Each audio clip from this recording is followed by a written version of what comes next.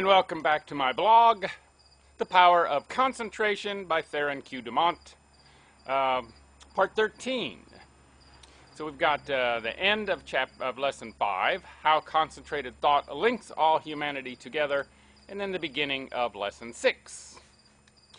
The following method may assist you in gaining better thought control. If you are unable to control your fears, just say to your faulty determination, "Do not falter or be afraid, for I am not really alone.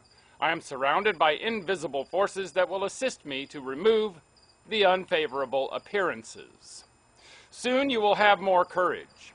The only difference between the fearless man and the fearful one is in his will, his hope. So if you lack success, believe in it, hope for it, claim it.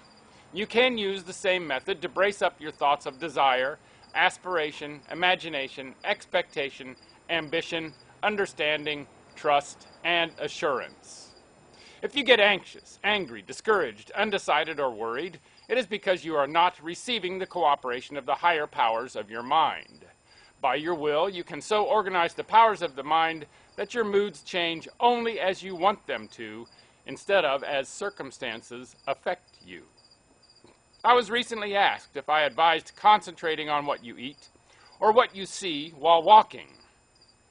My reply was that no matter what you may be doing, when in practice, think of nothing else but that act at the time. The idea is to be able to control your unimportant acts. Otherwise, you set up a habit that it will be hard to overcome because your faculties have not been in the habit of concentrating. Your faculties cannot be disorganized one minute and organized the next. If you allow the mind to wander while you are doing small things, it will be likely to get into mischief and make it hard to concentrate on the important act when it comes. The man that is able to concentrate is the happy, busy man. Time does not drag with him. He always has plenty to do. He does not have time to think over past mistakes, which would make him unhappy. If despite our discouragement and failures we claim our great heritage, life and truth and force, like an electric current, will permeate our lives until we enter into our birthright in eternity. The will does not act with clearness, decision, and promptness unless it is trained to do so. There are comparatively few that really know what they are doing every minute of the day. This is because they do not observe with sufficient orderliness and accuracy to know what they are doing. It is not difficult to know what you are doing all the time if you will just practice concentration and with a reposeful deliberation and train yourself to think clearly, promptly, and decisive. If you allow yourself to worry or hurry in what you are doing, this will not be clearly photographed upon the sensitized plate of the subjective mind, and you therefore will not be really conscious of your actions. So practice accuracy and concentration of thought, and also absolute truthfulness, and you will soon be able to concentrate.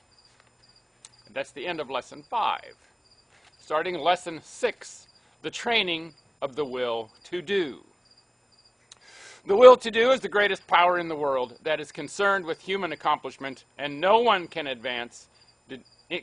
advance determine its limits. The things that we do now would have been a few ages ago impossibilities. Today, the safe maxim is, all things are possible. The will to do is a force that is strictly practical, yet it is difficult to explain just what it is. It can be compared to electricity because we know it only through its cause and effects. It is a power we can direct, and to just the extent we direct it, do we determine our future. Every time you accomplish any definite act, consciously or unconsciously, you use the principle of the will. You can will to do anything, whether it is right or wrong, and therefore the way you use your will makes a big difference in your life. Every person possesses some will to do. It is the inner energy which controls all conscious acts. What you will to do directs your life forces. All habits, good or bad, are the result of what you will to do. You improve or lower your condition in life by what you will to do. Your will has a connection with all avenues of knowledge, all activities, all accomplishment. You probably know of cases where people have shown wonderful strength under some excitement, similar to the following. The house of a farmer's wife caught on fire. No one was around to help her move anything. She was a frail woman and ordinarily was considered weak. On this occasion, she removed things from the house that it later took 3 men to handle. It was the will to do that she used to accomplish her task. Genius is but a will to do little things with infinite pains. Little things well done open the door of opportunity for bigger things. The will accomplishes its greater results through activities that grow out of great concentration in acquiring the power of voluntary attention to such an extent that we can direct it where we will and hold it steadily to its task until our aim is accomplished. When you learn so to use it, your willpower becomes a mighty force. Almost everything can be accomplished through its proper use. It is greater than physical force because it can be used to control not only physical, but mental and moral forces.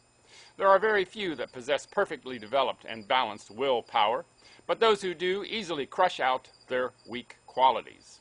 Study yourself carefully, find out your greatest weakness, and then use your willpower to overcome it. In this way, eradicate your faults one by one until you have built up a strong character and personality. Rules for improvement. A desire arises. Now think whether this would be good for you. If it is not, use your willpower to kill out the desire, but, on the other hand, if it is a righteous desire, summon all your willpower to your aid, crush all obstacles that confront you, and secure possession of the coveted good. Slowness in making decisions.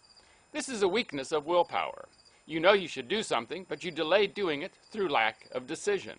It is easier not to do a certain thing than to do it, but conscience says to do it. The vast majority of persons are failures because of the lack of deciding to do a thing when it should be done. Those that are successful have been quick to grasp opportunities by making a quick decision. This power of will can be used to bring culture, wealth, and health. Tomorrow we finish Lesson 6. Make it a great day, and bye for now.